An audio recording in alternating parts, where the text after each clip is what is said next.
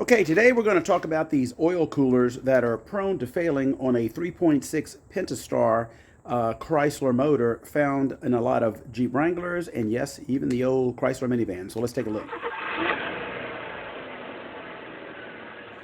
Thanks to the good folks at GSTP, they sent me this oil cooler, this aluminum upgraded oil cooler, to take care of this factory faulted plastic oil cooler that is prone to failure. So we're going to take a look, and I'm going to give you a quick disassembly video, not fully instructional video, and I'll be a little bit more detailed when I get the old one out, and we'll do a comparison, and when I go to put it back in. So again, let's take a look again. Okay, so this oil cooler is buried underneath this intake plenum thing here. That is your cap here. And a true tale sign of leakage of these things is actually on the transmission side. If you see oil leaking down here, it is really just flowing from underneath this thing here. Now, when I get this whole area cleared out, you will see what I'm talking about. Okay, this is the pain point where people get and have a lot of confusion about taking these manifolds off. So there, once you take off the 8mm bolts that are around here, those are easy to find. You have a couple of 10mm bolts that are going to be on two front brackets right here. I've already removed them, but you also have a 10mm bolt right here and a 10mm bolt right here.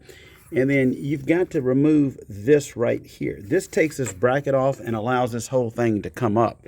And this is where a lot of people, they see all the bolts here, they forget that they have to remove this bracket off, and they don't know why it jams up. So we're going to do that. Okay. This is not a nut. This is a stud. You'll see it in a second when I get it out of here. So there you go. This is usually the culprit of a lot of headaches. So we'll put that over here, and then this bracket will move aside. It may come off, may not, doesn't really matter. Now you should be able to lift this up. There you go. Be careful not to get anything in the hole. Okay, we've got the intake off there, the upper intake anyway. Now you got to be careful. You do not want any debris falling in there that goes right in your engine. So I'm going to carefully pull this insulation off here, and we're going to set this over here out the way. Now we have got to get, that was the upper intake. We now have to get the lower intake off. So we've got to remove these fuel rails with these Torx here, and I believe this will come right up. There is quite a bit of bolts on that. So let's see what we got. Okay, now once you get all the bolts moved, you can see it's kind of moving around a little bit, but these fuel rails are really the hindrance. I wish they would have. So the only really way to fix this is to unplug the fuel injectors, which I'll do, and then we'll lift this fuel rail out, I would imagine, on both sides. Okay, I'm going to take off each one of these fuel injector clips. Okay, you just slide this over. Now, be real careful. This, I'm not going to disconnect this fuel line, but look at all these rat turds or mouse turds up in there. That is crazy. So this is the culprit way down here. This thing's leaking, and we're hoping to take care of that. You can see all the oil underneath there. Okay, as a safety precaution, I put these blue towels in there, and I'm going to get a vacuum and or blowgun and clean all of this up on both sides, including the nastiness on this intake manifold here. And then I will attempt to remove the oil cooler.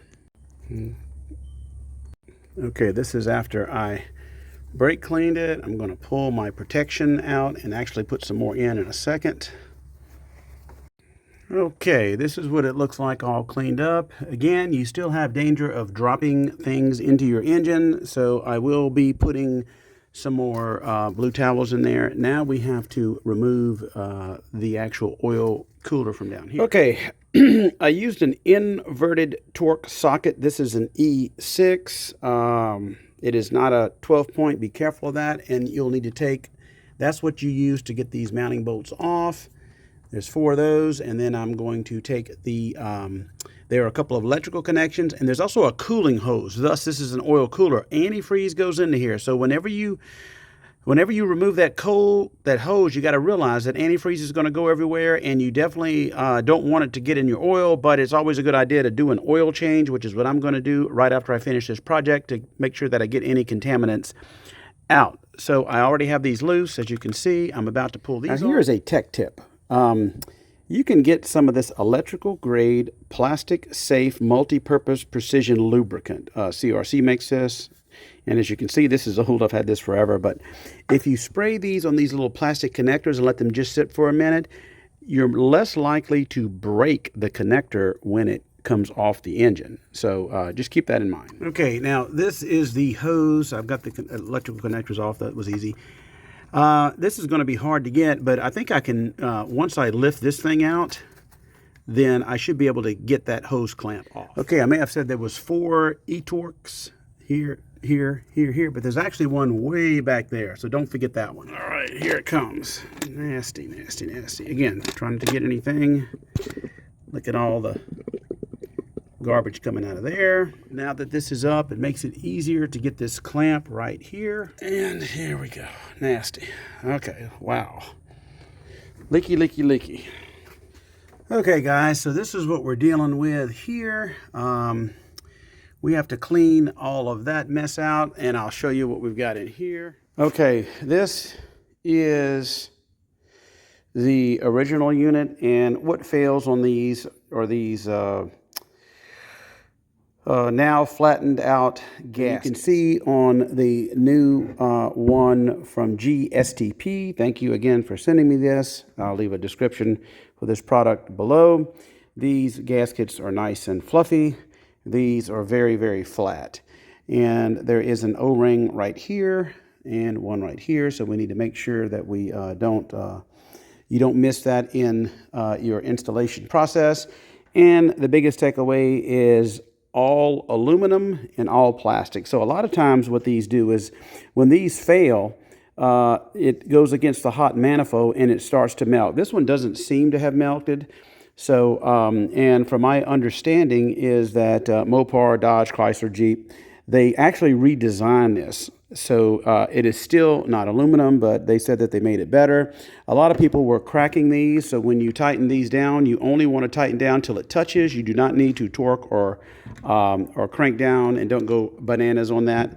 So this new one here also came with new sensors. I sure hope those work okay. We're going to find out, because it is a pain to take them back off. It comes with the new sensors, and it comes, of course, with a new cap and even an oil filter, and it comes with all of your gaskets for your manifold, and it even comes with new inverted e-torques bolts to tighten this down, and there are some torque specs, so we'll go over that in a minute. So the next thing we got to do is we got to go in here, and we have got to clean all of this disaster up.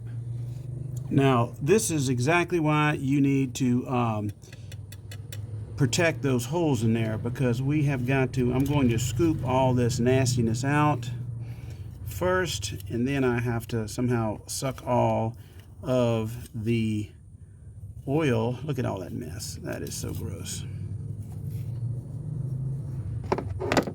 Okay, that is a lot of fluid. I believe I'm going to use this Craftsman fluid extractor to suck all that out. Again, I'll leave a description below where you can take a look at some of these tools.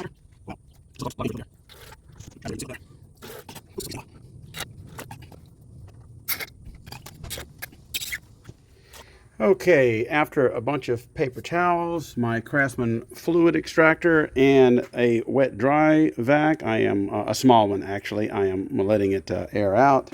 I was able to get that fairly clean and remove all of the old oil and antifreeze residual. Now again, very important to change your oil and even possibly your antifreeze. No telling what got up in those little holes when I cleaned that out. And now, of course, is the best time to change your spark plugs if you, chances are you do need them. I've actually changed these at 100,000 miles. This is going on 200,000 miles, so I'm going to change those while I'm here, but I'm not going to show you that in this video because that's not what this video is about. There's also a PCV valve back here you might be interested in changing. I'm not so sure I'm going to do that, but if you're going to do it, now is the time. And one more tip, the brake booster line on these things. You see how this one, I'm going to have to find a new one of these. This is definitely getting potentially to cause a leak, so I'm going to go ahead and change this out too. Okay, it's come time for me to put on the new one. Where is it? Oh, here it is. Okay, so we're going to lube up these gaskets here and O-rings with some motor oil. We are going to set it down in here and plug all the electrical connectors. To take the cooling line right here and put it in here. Okay, now that I've got the cooler sitting down in there, I have my coolant line on. It comes with some of the new bolts, and the reason why, you have a little O-ring on here. You want to put a little oil on there, and when you put these bolts in, there are 5 of them. You need to torque them down to 106 inch-pounds. That's not foot-pounds, inch-pounds, which is roughly almost 12 nm, so newton-meters, newton-meters, I guess. So I'm going to do that. The sequence is 1 back here, 2, 3, 4, 5. And I'll try to put a little picture of that. Okay, again, use a torque wrench, 12 newton meters. 1, this is the sequence, 1, 2,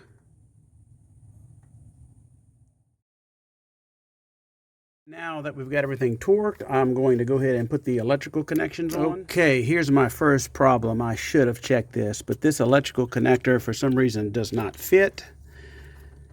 Wow, I may have to take this whole thing off. I did pull out the original sensor there, and it fits, obviously, but I cannot get that one to fit, so I may have to take this whole thing back off. Okay, this is not by any means ideal. So if you take a look at this sensor that it comes with, okay, the sensor that it comes with is slightly off. So this one, the little peg here from the OEM Mopar one is over to the right a little bit, and these are equal. This is just really bad quality control. I'm going to go ahead and take both of these sensors off and put the OEM sensor on there because I don't want to risk any codes or anything like that. Here's a side-by-side. The OEM is on the right, and you can see why it didn't fit. Boy, that is aggravating. That's not good, GSTP. I could not get this one out. It is seized in there and is turning that area in there.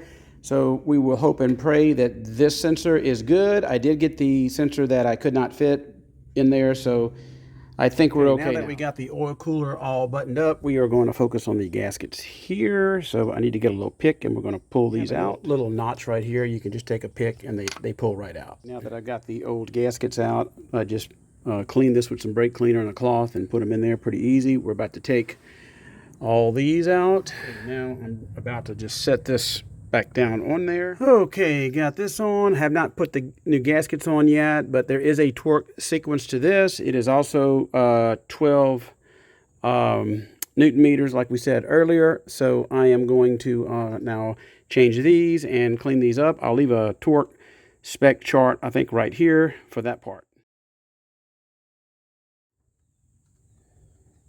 Now I'm going to go ahead and plug in my fuel injectors.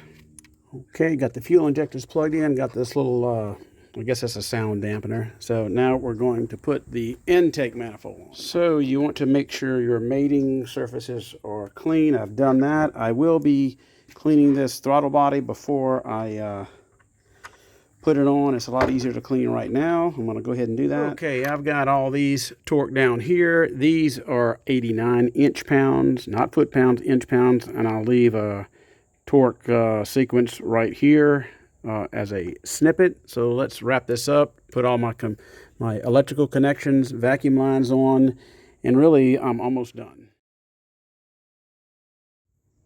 Okay, now it's all buttoned up. All I've got to do is put my oil filter in, change the oil, top off the radiator fluid, and that's all she wrote.